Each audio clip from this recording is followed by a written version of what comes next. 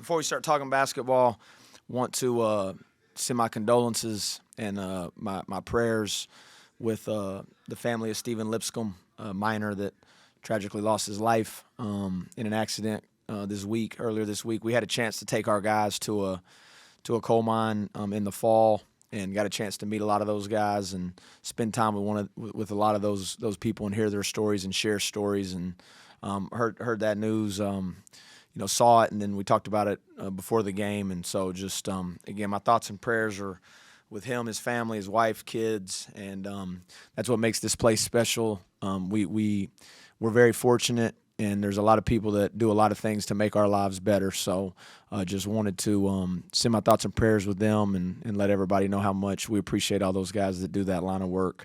As far as the basketball game went, felt like we just did a really good job of executing what we asked our guys to do. And Pitt had came into the game making more free throws than their opponents have even attempted, so we knew keeping them off the foul line was going to be big, and they were plus 13 in the rebounding margin. So we really challenged our guys to try to defend without fouling and clean up the defensive rebounding. And we've talked about that in this room before. A lot of that is a byproduct of keeping the ball in front of you and keeping it out of the paint. And felt like we really defended well all night long. They made some really tough shots to start the game. I thought we had good looks on offense that just didn't go down early.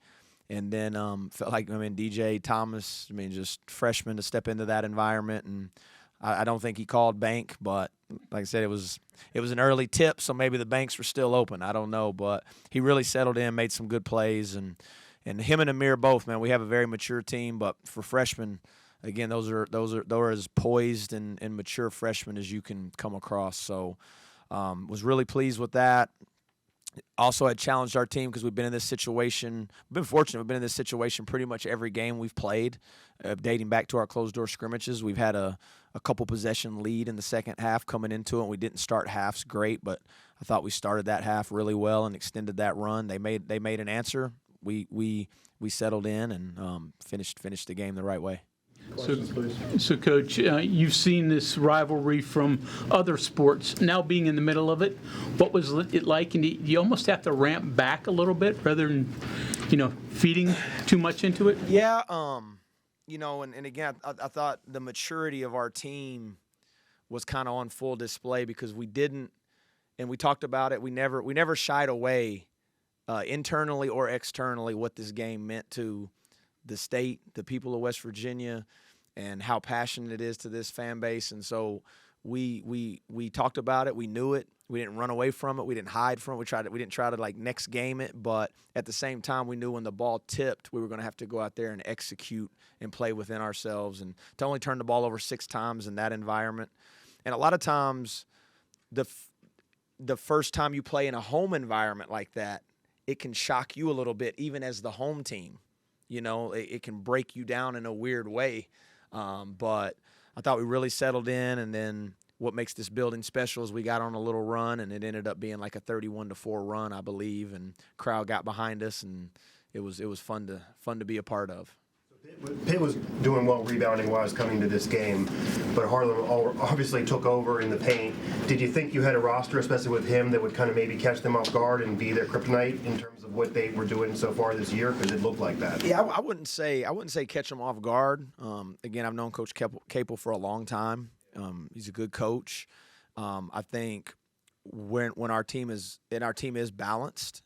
And so you are going to kind of have to make some choices at times. Are you going to play our forwards single coverage, or are you going to double team them? And I think Harlon and Bilo both have the ability. If you just play them one-on-one, they can make good things happen.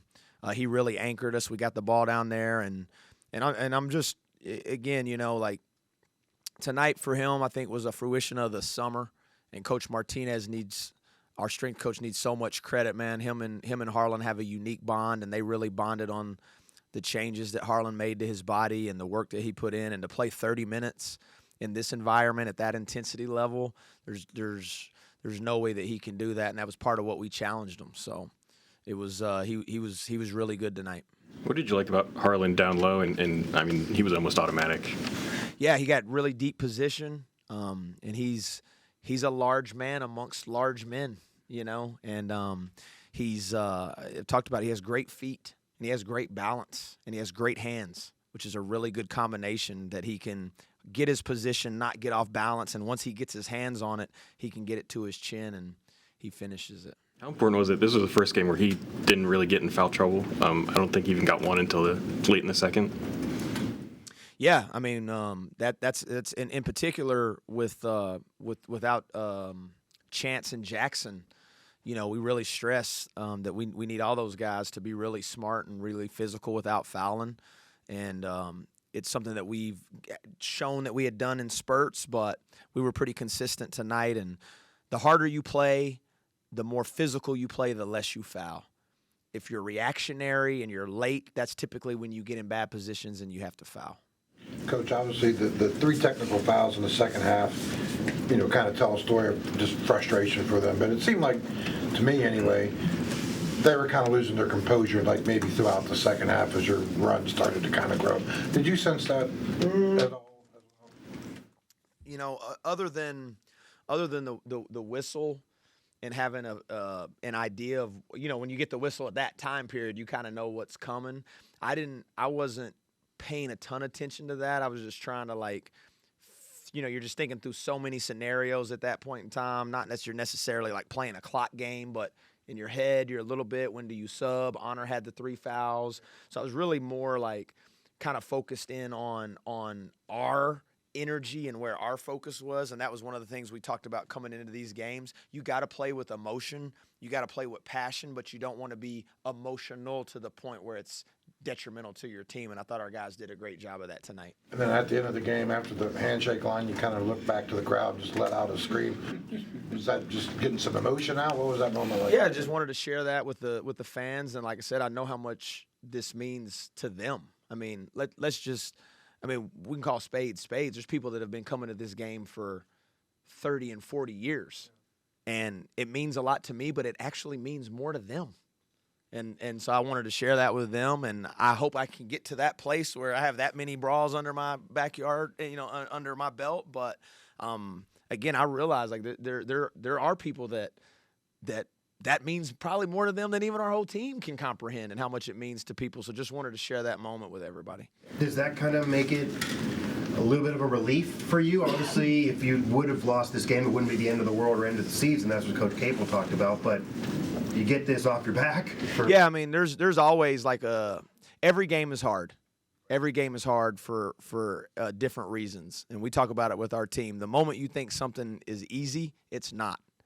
In life, the moment you think you got it all figured out and you're just going to show up here and you're just going to beat this team, like, it don't go that way.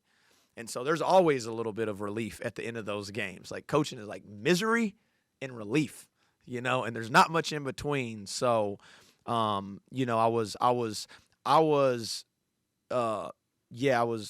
excited for our fans and our players. And more than anything, I was really excited with the way that we played and the way we executed in that environment for the first time with a group of guys that is still learning and still improving.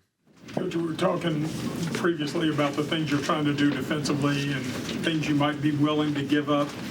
Was tonight, hey, the corner 3, if they can make that opposite pass out of it, one of the things that you're saying, hey, if you can beat us doing that and do it enough, how many times you could trap it? Yeah, you know, there's there were, again, it's kind of like played right, played wrong, you know, and there were times that we were able to squeeze the floor in our ball screen coverages, and then when the pass was made out there, we were still able to get there, and that's what you want to do. You don't want to give them that catch and shoot 3, but there was times where we were able to kind of do both. We were able to really shrink the floor, and then when they did try to skip it over the top, we were able to get deflections and get out some runouts. I don't know what Honor was doing, trying to do a 360. Like, I'm just telling him, like, dude, I'm like, slow down.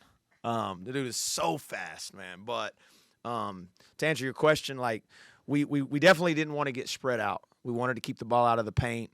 Again, we knew they made a living at the foul line.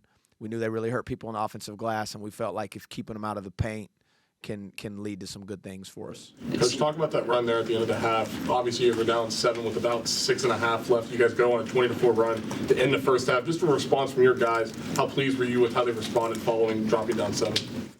Yeah, I think, like I said, man, we were getting some pretty good looks that just didn't go down during that time period. I didn't think we were playing that bad, and I thought that they made some very difficult. They made like some step back threes in our face and contested jump shots. Those are not easy shots.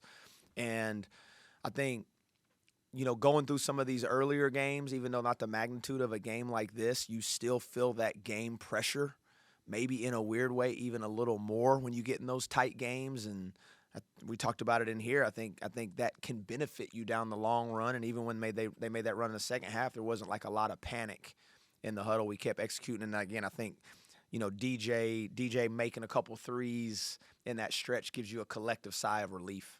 Ross, going off of that, the way you finished the half and the focus you put on starting the second half, is that halftime difficult at all? Because you played so well and you kind of know what's coming because you challenged your team there.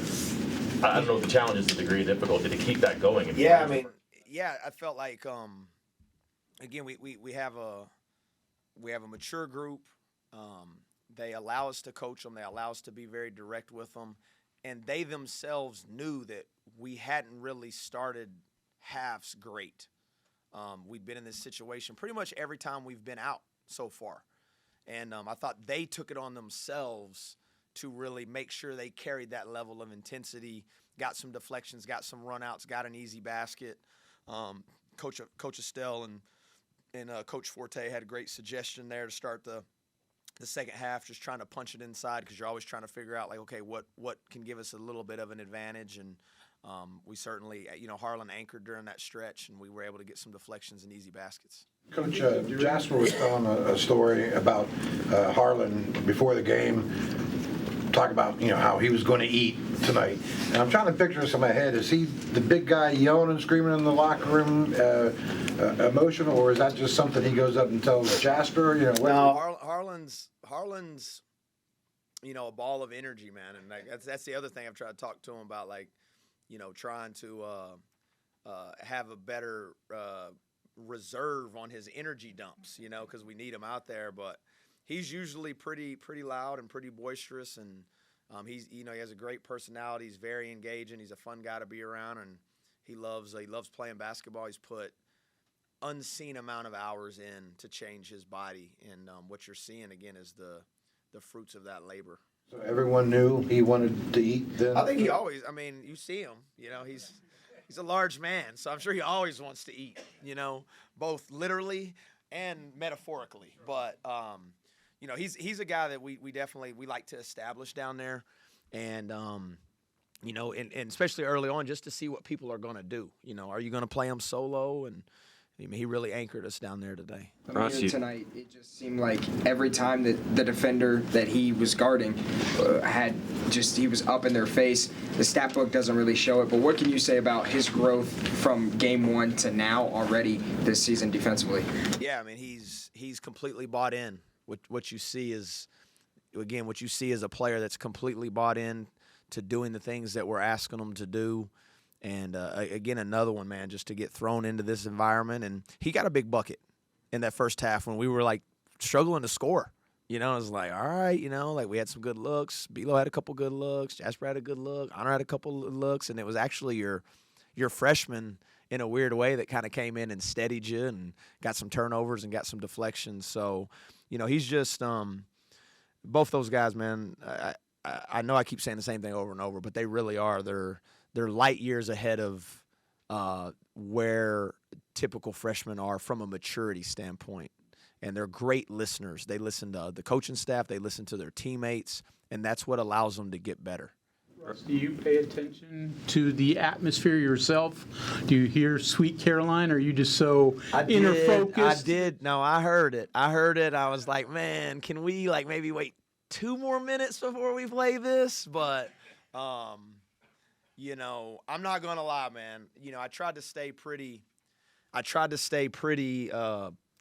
locked into the moment of just trying to execute. But my mind, there were a couple times during my mind that wandered, like during the day or during shoot around. I was like, man, I want to hear country roads in this place with 14,000 people. I want to hear Sweet Caroline with 14,000 people in here, and like I said, man, just really thankful and really appreciative, A, to be in this position, but then C, to have our guys go out there and execute and get a chance to share that moment with your fan base. Did reality live up to what you were thinking this afternoon? Yeah, I'm still like, yes, that part did, and I'm still processing it all a little bit. You know, you're in that not to minimize, or there's no comparison, but like the fog of war a little bit. Like you're still in that a little bit coming out of it. So definitely want to just enjoy this one, and then now, like we talked about, like now you can't give it back on Monday. So in a weird way, now that game in a weird way becomes bigger than this game.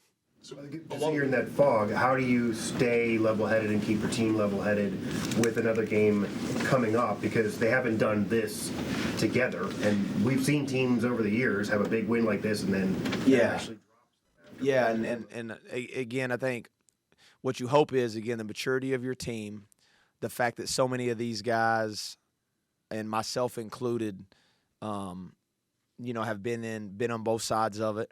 But these guys have won big games before, like we talked about. They've been in big games. They've won big games, maybe not as big to everyone else, but to them, or like myself, like we talked about it, man. Like Midland, Odessa, man, when we beat freaking Odessa, man, that was a monster win, And so, mature group, and then we do have bigger goals, and we talked about that. We talked about two things being able to be true at once. Talked about it in the press conference on was that yesterday? And we're doing a lot of these, mess. Had my radio show on, when was that? Tuesday? Dang. Doing a lot of freaking talking, man. But two things could be true at once. It could be a really big game, and regardless of what happened with the outcome of it, no trophies have been handed out.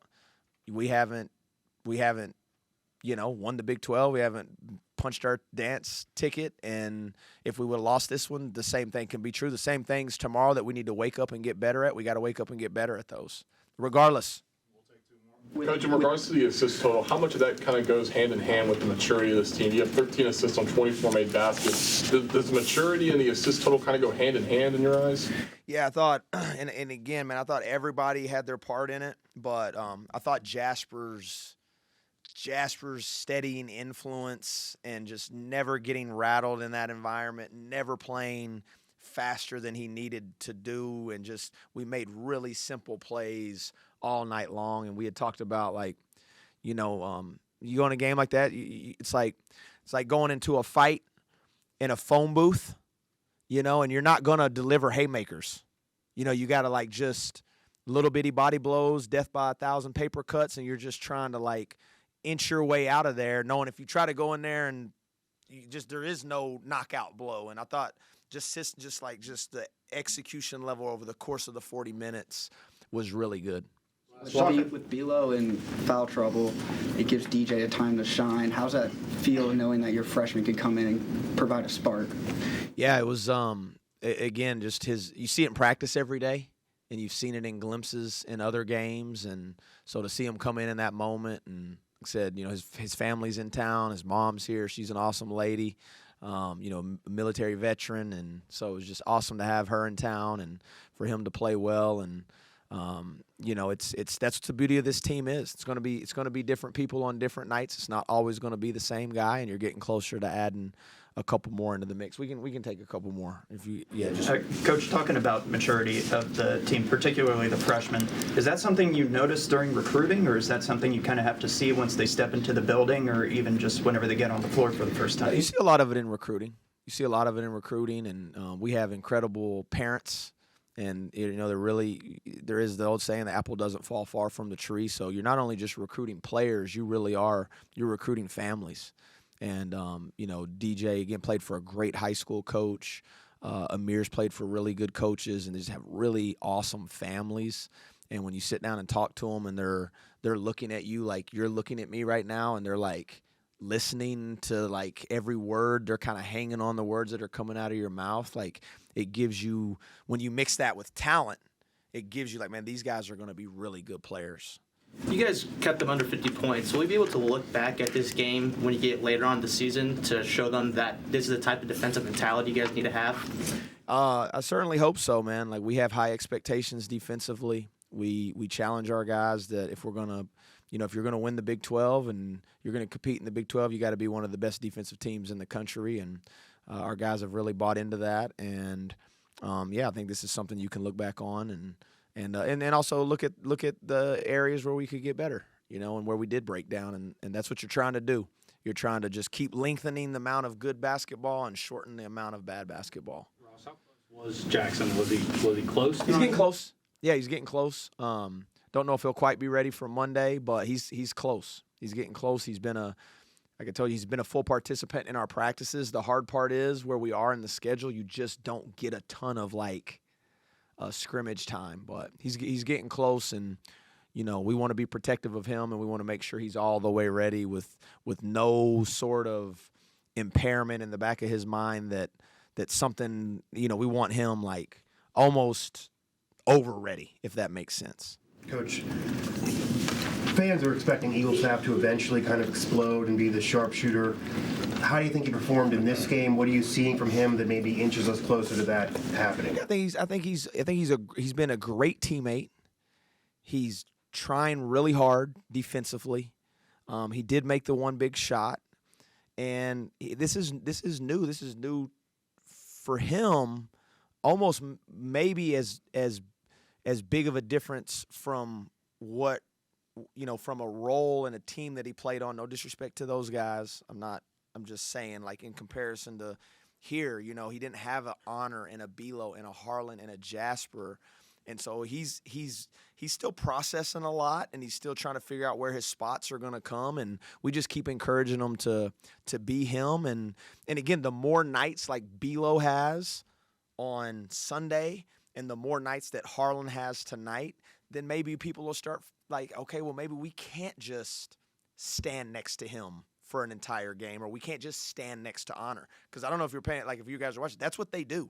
When those guys are in the corners, they are literally standing next to them in corners, which opens up the game for other people. And now you start having the choice, and his time will come for sure. Ross, you mentioned Honor's 360. I think maybe, I don't know who it was, someone took a 3 early in the shot clock late you didn't seem happy about, but you mentioned simple plays. There was nothing out of character, even as the lead up with that, but maybe you see some Showtime stuff or some crowd stuff. Yeah, really mature. And like I said, man, Mo's so bought in that even I'm almost apologizing to him, Mo. I'm like, damn, Mo, I'm sorry, but can you just not fire a 1-pass-3 when we're up 24 with 3 minutes to go? And but I you know what I mean? You almost just, but and those guys are learning me too, and I always tell them, dude, if you're gonna shoot it, you better not be having some little voice in the back of your head. You better not have a little Coach Hodge voice in your head saying don't shoot it. If you're gonna shoot it, you better freaking shoot it to make it, or don't shoot it. Which is, again, coaches can send mixed messages. But all right, good. Thank you. Thank y'all. Thank you, Ross.